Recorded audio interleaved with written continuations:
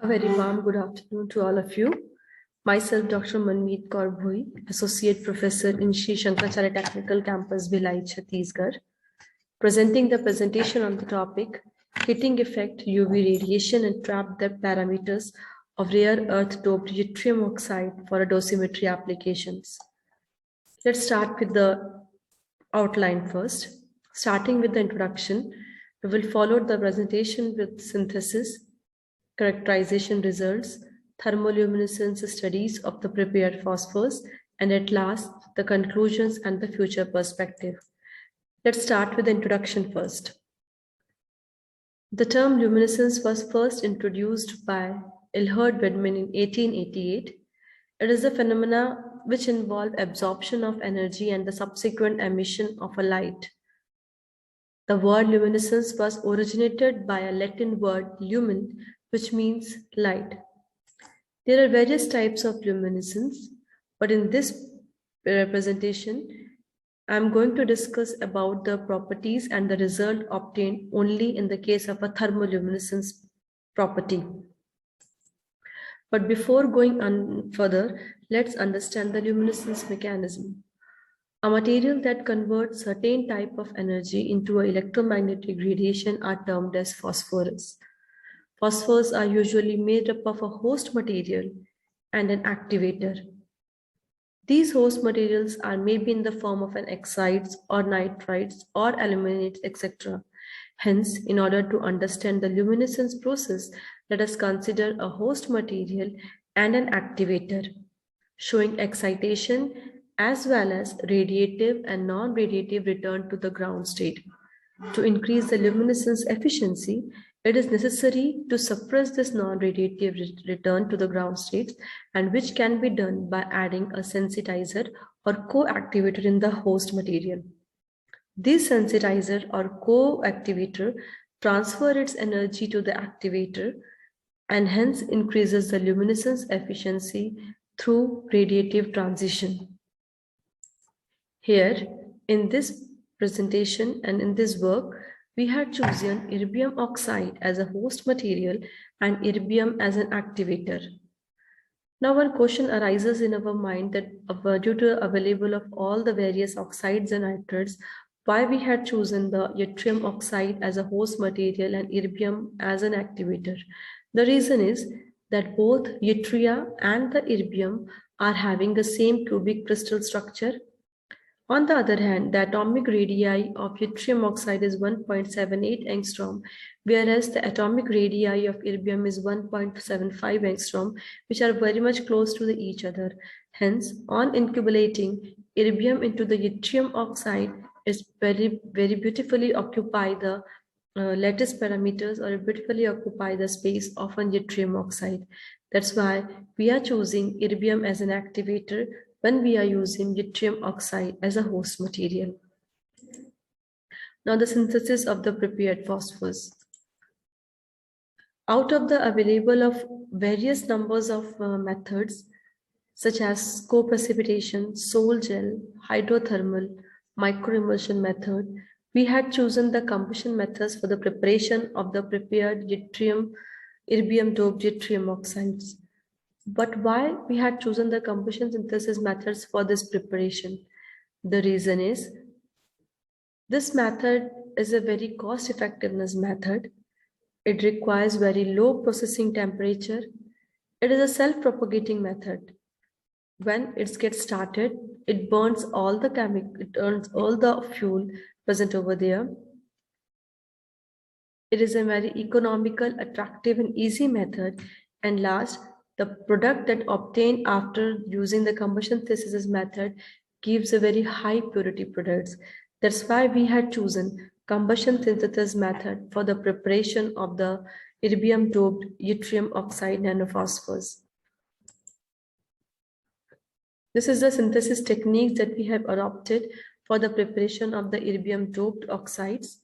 In this, yttrium nitrate and erbium nitrate are taken as a raw material, where yttrium nitrate is a host material and erbium nitrate is taken as an activator.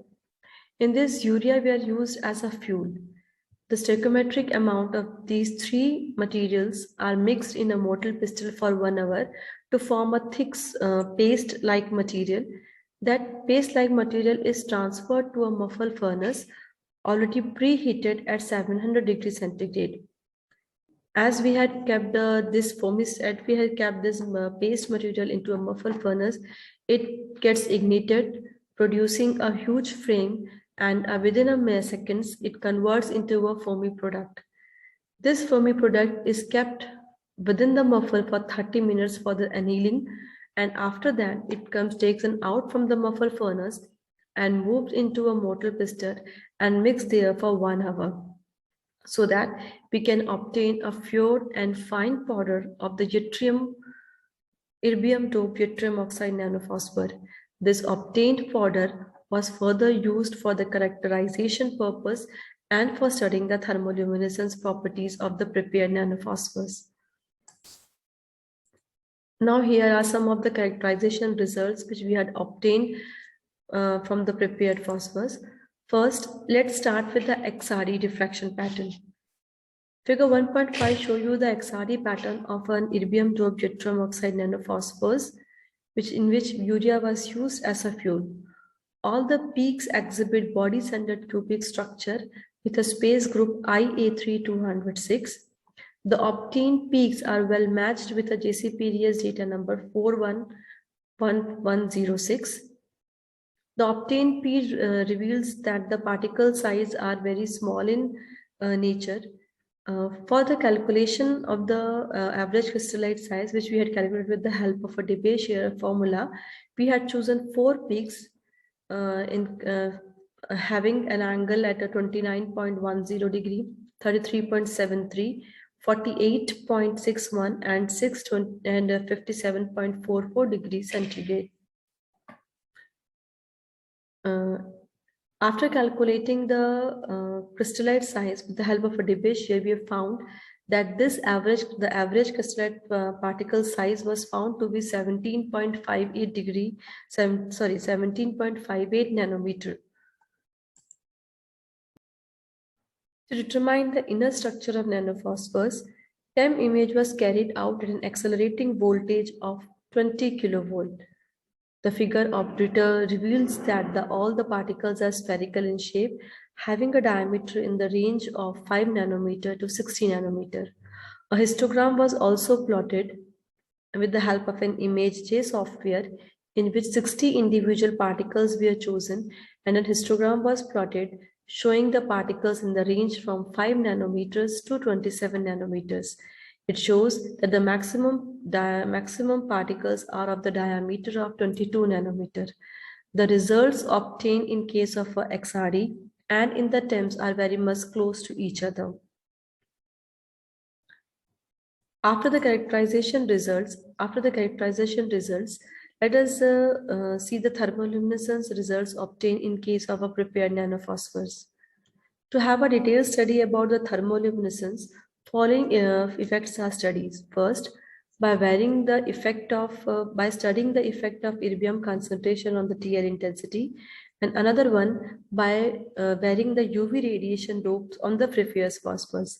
The UV radiation dose was irradiated with the help of RAS UVC1 apparatus as shown in figure 7.7, whereas thermoluminescence glow curve was recorded with the help of a nucleonics 10091 as shown in our figure 1.8.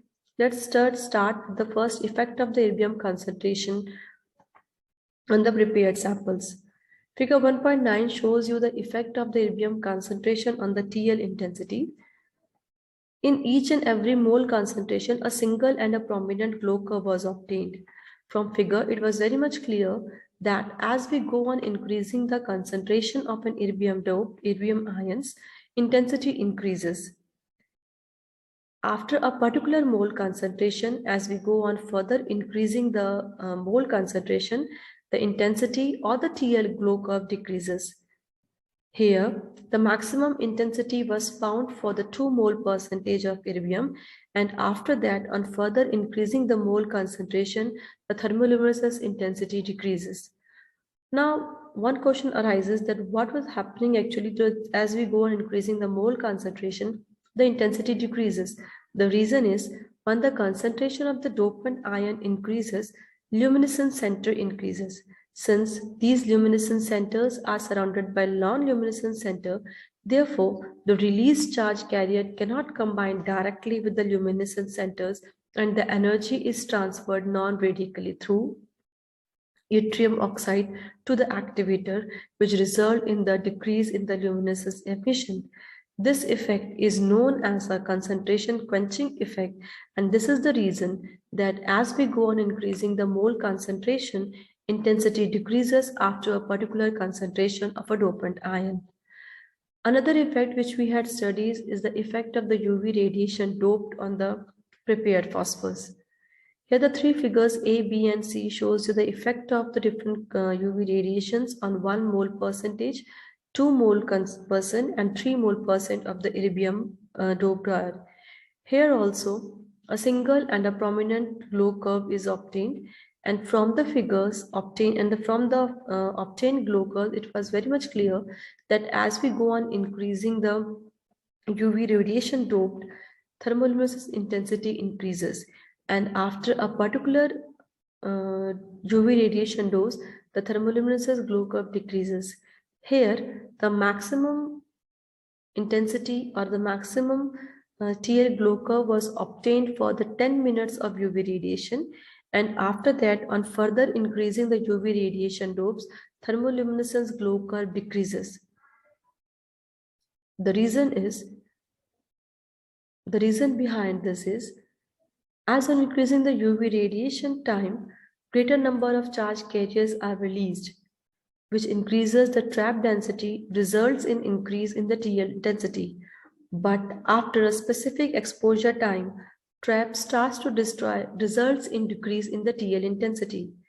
The decrease of charge carrier is maybe the reason of low TL density at high irradiation time. After obtaining and after studying the TL glow curve, trap parameters were also being calculated and observed. These are the tables which showing the trap parameters such as activation energy and frequency factors for the mole concentration of 1 mole percent, 2 mole percent and 3 mole percent at a constant heating rate of 7 degrees C per second. Here it was found that by varying the UV radiation, activation energy varies from the range of 0.71 to 1.14 electron volt, whereas frequency factors vary from 10 to the power 11 to 10 to the power 16 per seconds. Now another is effect of the heating rate on the prepared nanophosphors. Here, in this prepared nanophosphors, the heating rate are vary from 3 degrees Celsius per second to 7 degrees Celsius per second. This shows that a single and a prominent glow is obtained. As we are increasing the heating rate, glow curve increases, and then after further increasing the heating rate, glow curve decreases. Here, the maximum intensity was found for 7 degrees centigrade per second. That's why during this experimental this research, the heating rate was put at constant at 7 degrees centigrade per second. The reason behind this increasing and the decreasing of this, but increasing the heating rate is the thermal quenching phenomena. This thermal quenching is due to the non-radiative nature, which means that the released charge carriers from tapping or luminescence center cannot recombine directly at recombination center, and energy is transferred through non-radically transition, due to which the luminescence efficiency reduces at higher energy rate. To correlate the theoretically and experimentally obtained results, deconvolution technique was also being used with the help of Origin 8 software. Here, yttrium oxide for the 2 mole percent was deconvoluted and deconvoluted into 2 peaks as shown in the figure 1.10. And it was found that the parameters which we had, trap parameters which we had obtained by the deconfiguration as variable which matched with the trap parameter which we had obtained earlier. Here, for the first peak, at peak number 1, the activation energy was found to be 1.04, whereas for the peak number 2, activation energy was found to be 1.23. On the other hand, frequency factor for the first peak was found to be 10 in the range of 10 to the power 15, whereas frequency factor for a second peak was found to be into the range of 10 to the power 17 per second.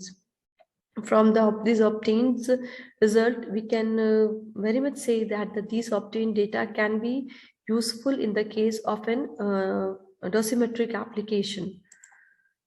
At last, finally conclude with the conclusion. Here we obtained the yttrium oxide in which urea we are used as a fuel. The obtained particles size is well matched with the case of an XRD and a TEM morphology. On increasing the mole concentration, the maximum mole concentration was found for 2 mole %, whereas on the other hand, on increasing the UV radiation dose for an individual mole concentration, maximum intensity was found for 10 mole %.